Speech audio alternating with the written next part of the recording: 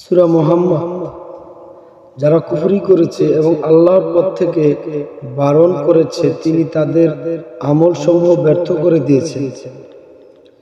আর যারা ঈমান এনেছে সৎকর্ম করেছে এবং মুহাম্মদের প্রতি যা নাজিল করা হয়েছে তাতে বিশ্বাস স্থাপন করেছে আর তা তাদের রবের পক্ষ হতে প্রেরিত সত্য, তিনি তাদের থেকে তাদের মন্দ কাজগুলো দূর করে দেবেন এবং তিনি তাদের অবস্থা সংশোধন করে দেবেন।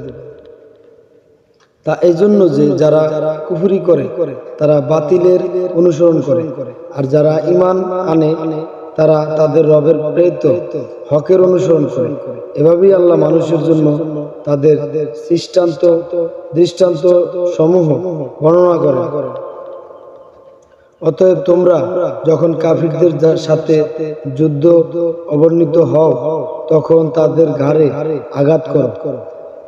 পরিশেষে তোমরা যখন তাদেরকে সম্পূর্ণভাবে